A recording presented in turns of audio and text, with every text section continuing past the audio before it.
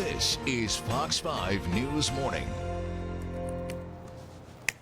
Now at 8, just released surveillance video shows a man following missing UVA student Hannah Graham as her family says they now fear foul play. It's all too familiar for Gil Harrington. Her daughter was abducted and murdered in Charlottesville 5 years ago. Morgan Harrington's mother joins us live next. Good morning. Thanks for being with us this morning. I'm Steve Shenevy. I'm Allison Seymour. We start with that news alert and new surveillance video of missing UVA student Hannah Graham.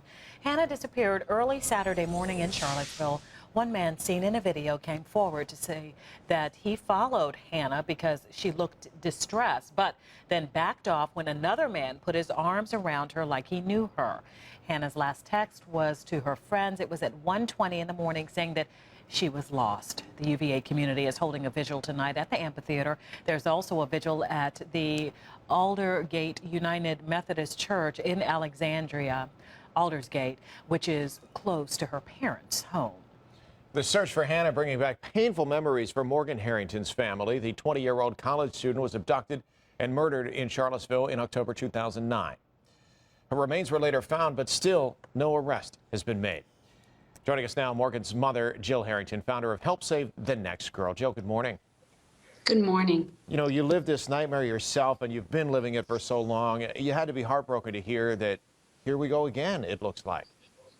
Yeah, there's so many young women from our part of the country, our part of Virginia, missing and or murdered just since Morgan was killed. And it is gut-wrenching to think that another family is going through that anguish. We just are sick about it.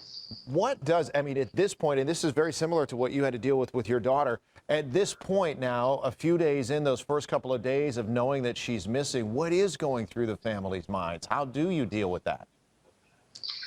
It's unfathomable. Dan and I keep looking at each other and thinking, how did we get through it? And then we realize we're not through it. You never get through it. It never goes away. We're closing in on 5 years, and you know, loss and pain and tears are still part of pretty much every day. And I hate to think that Hannah's family has that path ahead of them for the rest of their lives. We really are hoping the community can band together, give more information, and we can have a good resolution for the Graham family. We're praying for that. Is that what you did at the time with Morgan? Were you waiting and just hoping that somebody would come forward with any information that might help out at the time? You know, as the days went by, our best case scenario was we were hoping Morgan was being held against her will. And that's a pretty ugly, hideous best case scenario. Have you had a chance to talk with Hannah's family? We have not. We have, we're open to that, but we also realize that this is a really individual journey, and every family has to find their own path through it.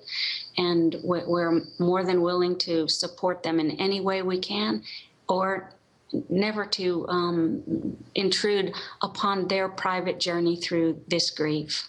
Through the organization now, Help Save the Next Girl, you've been active in this ever since you lost your daughter. I know this came to light again last year down south of Charlottesville with Alexis Murphy's disappearance, and I know that you got on board with that. It seems terribly tragic that we have to do this, but it seems like the more people that can get involved, hopefully that can help save the next girl. I think that people notice that there's a critical mass, and it holds people's attention, and that keeps caution and awareness in the community, which is vital, because predators lurk and where there is inattention. We don't want to give them any space to take another young woman. You know, Joe, it's disturbing when we watch this latest video that came out this morning as well, because, you know, you can see video of Hannah walking through the streets, and then you see people just kind of following her. And, you know, word was that she had had a few drinks and she had claimed that she was lost. And it's just very scary, I think, when people think about their kids, especially when they go away to school, maybe for the first time. Maybe somebody isn't watching out for them all of the time. Yeah, and young people think they're, you know, coated with Teflon. Nothing is going to hurt them. We keep that drumbeat, not to frighten young people, but we also encourage them to look out for one another. You know, Help Save the Next Girl, the education piece of it really is about peers. being part of a community. There's personal responsibility, and there's responsibility between community, and we do need to look out for one another. I have to ask you, Jill, when it came out about Alexis's disappearance a year ago, and people made possible comparisons to what happened with Morgan, and then actually you can go back 15, almost 20 years now with some disappearances there in the Charlottesville area, and now with Hannah's disappearances coming up again. Do you think that there is either a serial predator there, or that any of these cases may be related? It seems to me difficult to rule that out. There's a cluster phenomena of occurrences, and either there's a crime uptick or spree going on there, or there's likely one person involved who's pretty active. Well, there we can take a look at our screen. All the missing and unsolved cases over just the past 5 years in that general area.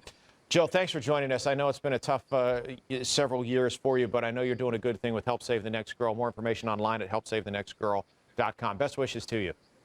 Thank you so much. Police, you're very welcome. Police, by the way, have set up a tip line for information on Hannah Graham. Of course, she is from the Alexandria area. The number is on your screen, 434-295-3851. And you heard from the mother of a missing girl who turned up murdered. Every little bit of information. You're welcome. It makes such a big amount of difference. Such a big difference. Thank you so much, Dave. Such a sad story. Hopefully there will be a positive outcome for Hannah's story. It is now just a little bit after 5 minutes after the hour.